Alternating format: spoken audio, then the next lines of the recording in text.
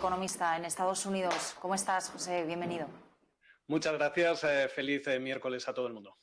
Bueno, varios temas encima de la mesa. Quería preguntarte, en primer lugar, por una exclusiva que veía esta mañana en el Wall Street Journal sobre Facebook, una investigación de la Comisión Federal de Comercio sobre las revelaciones, ¿no?, de la investigación interna de la compañía. Además, en una semana en la que ha vuelto Frances Haugen a declarar este mismo lunes, en la que estamos esperando mañana cambios o anuncios, ¿no?, por parte de Mark Zuckerberg. Hemos conocido también sus resultados, pero en cualquier caso, ¿hasta qué punto está Facebook sobre la lupa, ¿no?, también en cuestión de reputación, en cuestión de estos malos efectos que dicen de sus prácticas? ¿Cómo se está viviendo todo este escrutinio sobre una de las empresas más conocidas? De momento tendremos que ver cómo van evolucionando todos los temas de los que hablabas.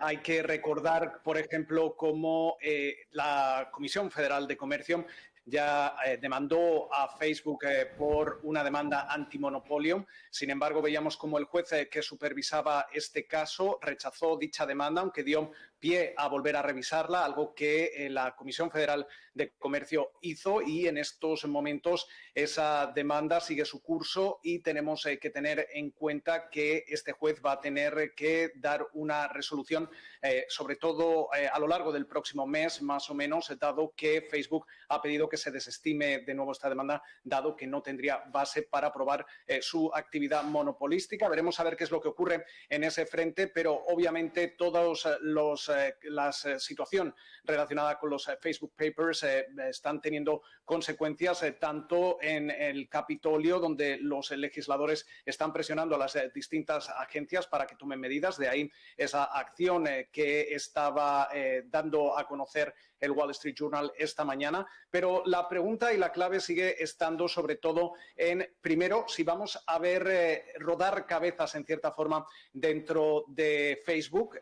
Se habla de que la directora de operaciones, Sheryl Sandberg, podría ser una de las personas que podría acabar sufriendo las consecuencias de todo este asunto.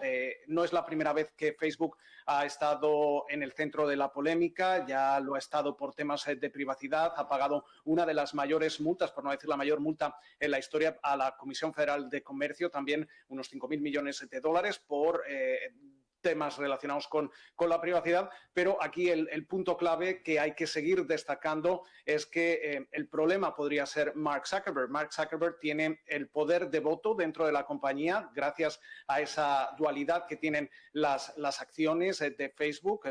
Entonces, básicamente, cualquier tipo de decisión que incluso quieran presionar los inversores institucionales para realizar cambios dentro de la red social van a depender de que Mark Zuckerberg quiera colaborar, y en estos momentos los críticos, analistas a este lado del Atlántico siguen incidiendo en que Zuckerberg no tiene muchas ganas de realizar cambios sustanciales dentro de la red social, con lo cual va a ser muy interesante si toda esta situación va a producir algún tipo de cambio de rumbo en su gestión, si vamos a ver, como comentábamos, rodar cabezas dentro del ejecutivo de Facebook, y sobre todo cuál va a ser la reacción por parte de esas investigaciones en curso, de esas demandas en curso, y si realmente también los legisladores tienen planteado el atacar en cierta forma a la forma en que se comportan las redes sociales, especialmente, particularmente Facebook, y en el uso de sus algoritmos.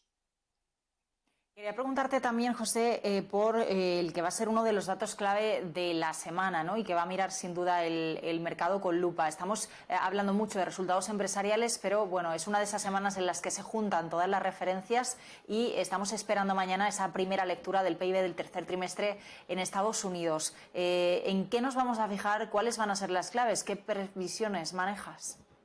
Básicamente vamos a ver una clara desaceleración con respecto al segundo trimestre del año. También hay que destacar que esta es una primera lectura, se realizan un total de 3 revisiones a este dato, con lo cual siempre tenemos que tener en cuenta que el dato que se dé a conocer mañana podría sufrir cambios, especialmente porque las revisiones que se realicen posteriormente van a incluir muchas más datos, especialmente por ejemplo, datos más específicos en lo que se refieren a los beneficios empresariales, etcétera, etcétera.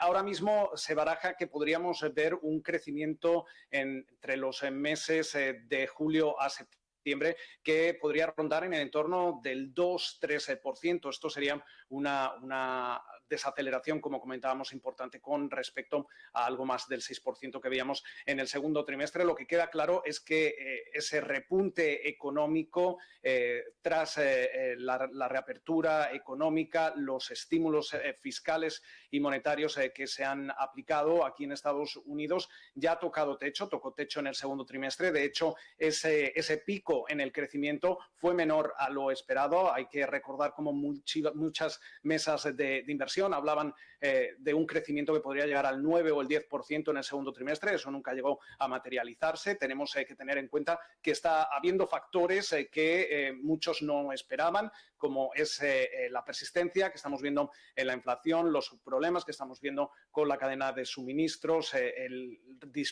los precios disparados de la energía, y todo ello está moderando en cierta forma esas perspectivas económicas en un momento en el que ya no se atisban grandes grandes estímulos fiscales en el horizonte, aunque estemos hablando de esos paquetes de la administración Biden, esa inversión adicional de 550.000 millones de dólares en infraestructuras, un proyecto bipartidista que todavía tiene que votarse en la Cámara de Representantes, y ese proyecto algo más grande que podría ascender a los 1,5 o 2 billones con B de dólares, dependiendo de cómo acaben esas negociaciones, no van a tener un impacto directo que vaya a generar un crecimiento mucho mayor al que estamos viendo en la economía estadounidense a partir de ahora, que poco a poco va a ir volviendo a ese crecimiento tendencial que veíamos antes de la pandemia.